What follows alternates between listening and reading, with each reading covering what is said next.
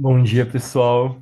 A gente continua hoje aqui o nosso estudo numa etapa muito importante da meditação. Talvez é difícil a gente falar que seja a mais importante, mas com certeza é a que oportuniza de fato que a meditação aconteça. Não existe meditação se não houver concentração. E muitas vezes pelo nosso modelo, né, socioeconômico, pelos estímulos tecnológicos, pela maneira como a gente realiza diversas tarefas ao mesmo tempo e até um perfil ansioso da nossa sociedade atual, imediatista, a concentração tem sido muito pouco divulgada, difundida, e a maioria das pessoas assume que não têm e que provavelmente não terão concentração. Porém, ela é fundamental para o nosso desenvolvimento meditativo. Então, vale a pena que a gente dedique algum tempo a entender melhor como ela funciona e, principalmente, da gente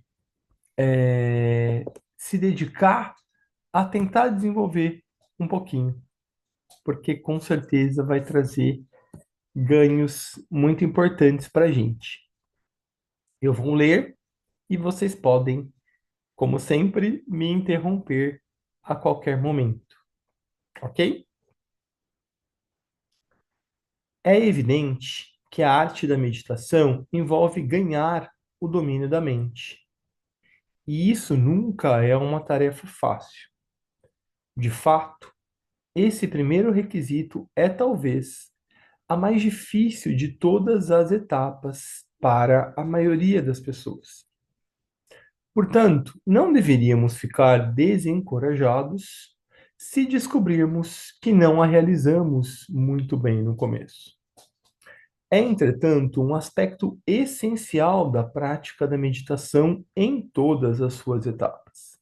E devemos estar preparados para trabalhar nela paciente e persistentemente. Aquilo que eu dizia. O primeiro ponto a compreender é a diferença entre a concentração espontânea ou automática e a concentração deliberada e controlada. Vamos ver no que elas diferem. Elas são diferentes tanto em natureza quanto no modo como funcionam. O que é chamado concentração espontânea é o funcionamento da mente sob o impulso de um forte interesse, de um desejo ou sentimento que a mantém trabalhando segundo certa linha. Um exemplo típico é o foco de um executivo enquanto planeja e organiza. Outro exemplo é a concentração do estudante nos assuntos sobre os quais espera ser examinado. Então, por exemplo, quando a gente tem um trabalho grande para entregar, ou quando a gente tem uma prova para fazer, tem algo que nos motiva a realizar aquela tarefa, muitas vezes, né, a gente, sei lá, toma café, toma mais Coca-Cola para nos manter acordados. A gente vai até ter momentos de dispersão, claro, porque a nossa mente não está bem treinada ainda, mas a gente vai ter uma motivação que vai falar: não, eu preciso fazer isso, isso vai ser importante para o meu trabalho, para minha família, para os meus objetivos, então eu vou fazer aquilo. E de fato, eu tenho certeza que todos nós, eu não vou falar alguns de nós, todos nós já tivemos esse tipo de experiência e a gente deu conta daquilo que a gente precisava fazer, eu tenho certeza. Então, esse é um modelo de concentração. O outro, né, a gente vai falar agora. Aqueles que podem concentrar-se efetivamente dessa maneira acreditam que o seu poder de concentração seja bom, mas A estão demonstrando, ou seja, demonstrando a concentração apenas até certo ponto. A habilidade de manter a mente focada quando impelida por um intenso interesse, por uma necessidade ou por medo, não significa necessariamente que isso possa ser feito quando esse incentivo esteja ausente.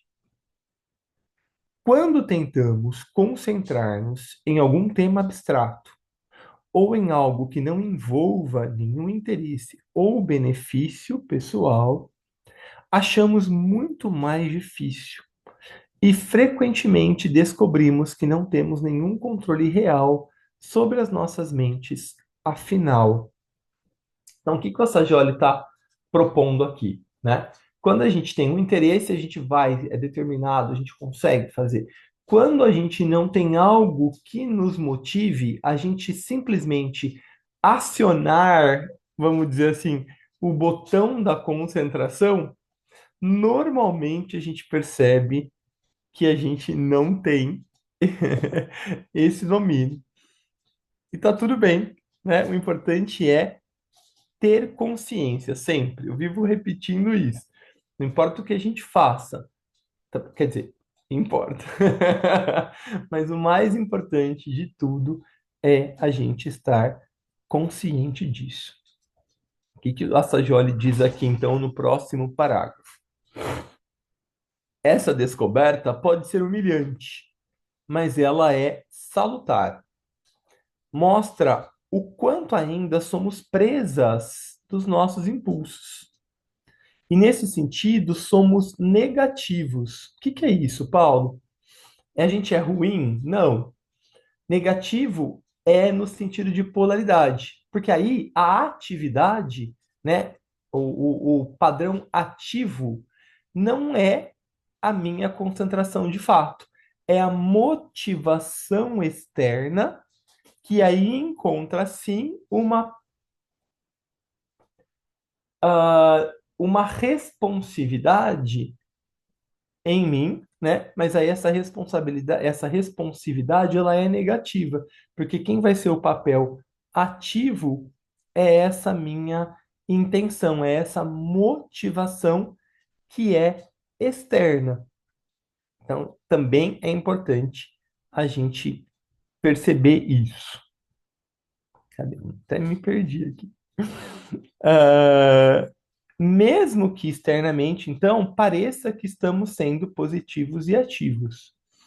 É evidente que as nossas emoções, impulsos e pensamentos atuam quase dramaticamente através de nós e são forças muito poderosas em nossas vidas. Em outras palavras, somos impulsionados por eles, por essa motivação externa, por isso que ela é chamada de positiva e a nossa concentração, nesse caso, ela é negativa porque ela responde a uma força ativa que é externa. Em outras palavras, somos impulsionados por esses estímulos e não somos nós o fator que escolhe, dirige e controla. Isso é importante a gente pensar sempre em polaridade, né? A gente tende a pensar em polaridade como coisas boas ou ruins. Na verdade, não, né? O ativo é o determinante e o passivo ou o negativo é o que responde. Essa é a razão pela qual os interesses mais puramente mentais ou emocionais não têm o mesmo poder propulsor dos costumeiros interesses pessoais do homem comum. Outra razão é uma diferença inerente na natureza desses interesses. Vamos ver melhor por quê. Os temas abstratos são mais sutis, são mais intangíveis para a nossa mente captar e focalizar. Estando menos acostumada a mente a esse modo de funcionamento mais sutil e, por que não difícil, a mente é relutante em encará-lo, porque ela não tem prática e se desvia. É um novo tipo de atividade e geralmente falando qualquer tema novo ou área nova de conhecimento apresenta no início dificuldades. As nossas mentes não gostam de começar a atuar em novos campos. Naqueles com os quais elas estão familiarizadas, muito trabalho já foi feito. Há alguma experiência, há conexões que tornam o trabalho mais fácil. Um tema novo requer muito mais concentração e esforço. Isso explica a relutância de tantos em aceitar novas ideias e mudar os seus objetivos ou interesse. Eles odeiam e temem o novo e, consequentemente, resistem a ele.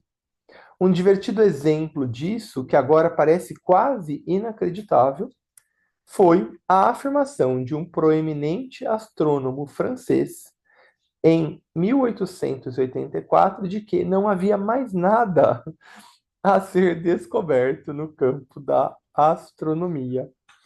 Um pouco prepotente esse nosso colega. Mais importante a gente lembrar, então, o que o Sajoli está explicando nesses dois últimos parágrafos? Ele está dizendo que é natural da nossa mente e até da natureza humana, não só da natureza mental, que a gente busque o que a gente tem conforto, o que a gente tem algum tipo de domínio. A nossa mente não está de fato, não todas as pessoas, né? Mas para a maioria de nós, a nossa mente está mais acostumada a lidar com os assuntos do dia a dia, com as questões mais práticas, com aquilo que tem um fundo motivacional, muitas vezes emocional e sensorial. Então, isso vai ter um papel realmente mais ativo em nós e a gente responde a esses desejos. Alguns de nós estão mais acostumados com leituras mais abstratas, com gosto por aquilo que é mais sutil, matemática, filosofia. Esses indivíduos vão ter um pouco mais de facilidade em se concentrar deliberadamente. Por quê? Porque já tem um treinamento mental que vai saindo do campo concreto e adquirindo uma certa habilidade no campo abstrato. Como isso não é presente na maioria de nós humanos, muitos de nós acabam tendo um pouco de dificuldade no começo, o que é absolutamente natural. O importante é a gente não desistir, é a gente entender o contexto, entender que é difícil, não supervalorizar essa dificuldade. E digo mais, isso é fundamental no nosso modelo socioeconômico comportamental atual, principalmente com as crianças, porque as gerações mais novas estão tendo cada vez mais acesso, desde mais cedo, aos estímulos externos, e eu vou falar principalmente através das telas. Eu sou até um pouco repetitivo nisso, mas é porque me parece algo que está mudando o nosso comportamento. Então, a gente precisa adquirir também ferramentas novas para lidar com esse novo comportamento. E é importante demais que a gente vá estimulando em nós, porque nós também usamos muitas telas, mas principalmente nas crianças, ferramentas de concentração, para que eles possam, em alguma medida, para a própria saúde cognitiva e também emocional deles, equilibrar os estímulos que vêm de fora, porque isso é praticamente impossível a gente não ter esses devices, né? Ao mesmo tempo, a gente precisa ter recursos internos que possam contrabalançar esses estímulos externos e a gente ter uma qualidade de vida, a gente ter uma vida saudável. Então, isso é imediato para nós adultos, porque a gente já fica muito tempo, a gente resolve a maioria das nossas questões profissionais através das telas, mas essencial me parece ser para as crianças, porque a gente tem uma bagagem interna de experiências que são anteriores a isso e a gente consegue, em alguma medida, equilibrar isso. As gerações mais novas não vão ter esse background, porque elas já nasceram nesse contexto diferente. Então é essencial, é nossa responsabilidade que a gente forneça ferramentas para que eles possam ter recurso interno para administrar isso, porque senão, infelizmente, a maioria será presa fácil desses estímulos, vai viver uma vida respondendo a esses estímulos e com muita pouca atividade interna. Então, é um ponto bem importante para a gente. Como é para vocês isso que nós refletimos até agora, antes da gente avançar? Como é que isso soa para vocês? Como é que isso reverbera em vocês? Faz sentido, não faz? Contribuições, dúvidas? Bom dia, Paulo. Bom É, dia. eu penso que, bom, primeiro faz muito sentido, mas eu penso que é um passinho, passinho, assim, né? Porque é o que você falou, a gente às vezes não tem o hábito e tem que ir criando, né? Então é como escovar os dentes, talvez, alguma coisa assim que a gente faça até a gente aprender a fazer da forma correta. Penso que seja mais ou menos assim. Com certeza, Tati. Com certeza, é isso mesmo. Ótima analogia. É baby steps mesmo, é passo a passo. O importante é não desistir, mesmo quando pareça que está difícil, né? É entender a necessidade, entender que é processual, que demanda tempo, que demanda esforço, como tudo que a gente faz de novo, a gente vai encontrar uma própria resistência interna, né? Que a nossa motivação seja maior do que a nossa resistência interna. Aí a gente vai conseguir, eu tenho certeza. Sim. E também, bom dia, gente, Oi, Rô. Paulinho. Eu acho que também a gente, apesar da gente ter a motivação, às vezes, por exemplo, dependendo do momento que a gente esteja passando, em alguma situação de vida, a gente, por mais que a gente tenha consciência de que precisa desligar, a mente meio que ela dá uma rasteira na gente, muitas vezes, né? E ela traz de volta aquela outra situação. Eu penso que às vezes isso comigo acontece, assim. Eu tô lá conseguindo ficar super concentrada, de repente entra um invasor, é muito estranho. Mas eu acho que é tudo isso que você falou, e a que a Tati falou, é a gente ir como os hábitos mesmo, né? É um treinamento que a gente, é um comando que talvez a gente tenha que dar para o nosso cérebro, para nossa mente, na verdade. E não, isso faz parte de mim agora, do meu hábito, sei lá, algo assim. Rô, Penso isso. penso que esse ponto que você trouxe é muito importante. Da gente realmente tem momentos da nossa vida que a gente está mais tranquilo mesmo e a gente vai ter um pouco mais de facilidade. E tem outros que realmente, por situações mesmo, como você trouxe, externas, que a gente esteja passando por picos de ansiedade ou por momentos de vida que a gente tem que tomar atitudes que realmente nos assaltam, né? É fundamental a gente perceber que nesses momentos vai ser mais difícil e a gente tentar não perder a constância e se perdoar, né? Quando a gente de fato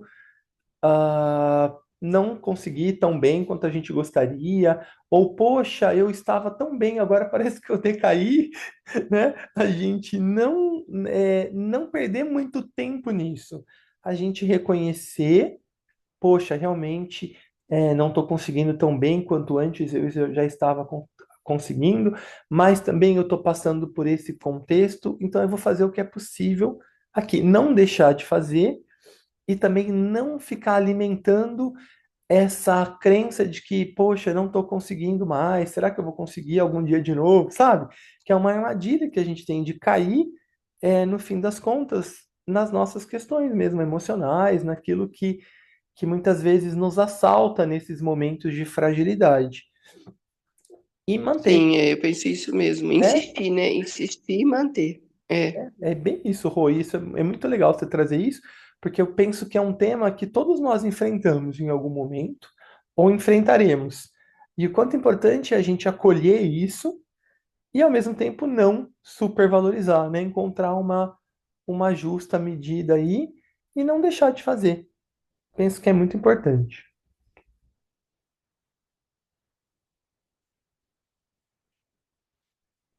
Vamos lá, então, para mais um. Oh, estamos quase no nosso horário, mas vamos ler mais um parágrafo aqui. A compreensão de que não somos mestres da nossa mente pode nos chocar, mas se fizer isso, será bom, porque isso nos galvanizará a fazer esforços para alcançar a maestria e ajudará a proporcionar um incentivo emocional que talvez antes faltasse. Outro resultado importante dessas descobertas sobre nós mesmos é a consciência de que há uma diferença entre nós e entre a nossa mente e a nossa emoção. O esforço mal sucedido de manter a mente trabalhando demonstra que há um conflito. E conflito significa que há duas facções que divergem. A consciência do conflito é valiosa, portanto, para trazer à luz a diferença entre o eu, com sua própria vontade, né? Isso que eu intenciono fazer, e a mente, que frequentemente é desregrada, relutante ou preguiçosa e, de certo modo, tem vida própria, porque não foi treinada para isso, percebe? Eu não quero que a gente tenha uma ideia da mente como um obstáculo. Na verdade, ela está respondendo, ela vai ser um obstáculo, mas ela vai estar também respondendo a uma falta de treinamento. Porque senão eu penso que eu observo em algumas escolas de pensamento que cria-se quase que um inimigo na mente ou nas emoções ou na própria personalidade. E na verdade, na minha observação, não é assim. É falta de treinamento, né? Se você tem algo vamos pensar uma coisa automática ou mecânica, que você programa para fazer algo. De repente você vai querer que faça algo diferente sem mudar a programação, não vai acontecer, né? Então é importante a gente perceber que vai ser delicado, sim, que vai ser trabalhoso, sim, mas que não é algo que está te impedindo porque não quer que você tenha sucesso, está te atrapalhando porque não houve um treinamento para. Então, o que que eu posso fazer de forma prática? Eu posso mudar o treinamento. Eu posso tentar modificar coisas para que eu consiga alcançar esse fim. Penso que isso é de fundamental importância para a gente. Esses reconhecimentos preliminares, mas vitais, proporcionam uma base para a tarefa de aprender a concentrar a mente à vontade, ou seja, à nossa vontade. Eles trazem compreensão sobre nós mesmos e conferem o incentivo que precisamos para nos tornarmos mestres deste precioso instrumento, a mente, que é um servo excelente quando dominada, mas dá tantos problemas quando atua por conta própria. Acho que a gente pode parar por aqui, por conta do nosso horário. E antes da gente encerrar a nossa reflexão, queria perguntar para vocês se tem mais algum comentário, se algo que seja importante para a gente como grupo refletir, esclarecer, compartilhar, enfim, a gente tem aí alguns minutinhos para essa reflexão final.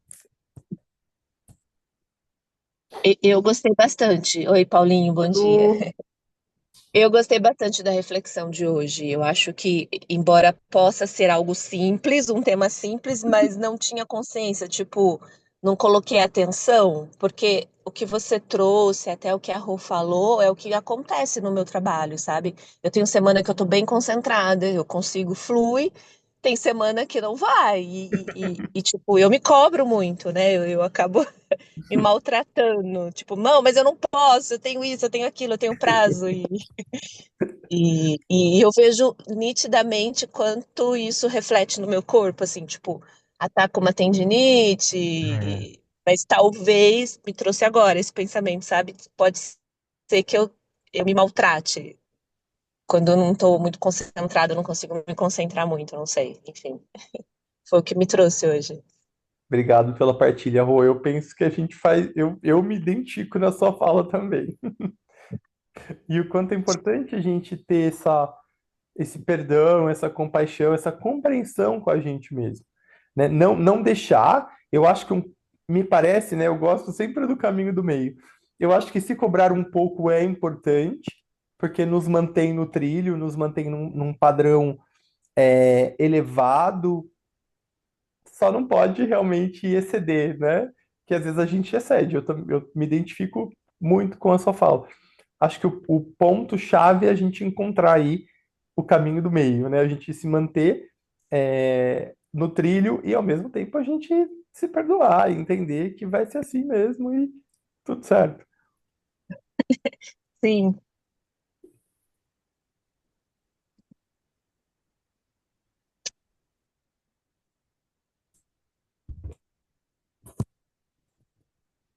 Mas alguém gostaria de trazer alguma partilha, algum comentário?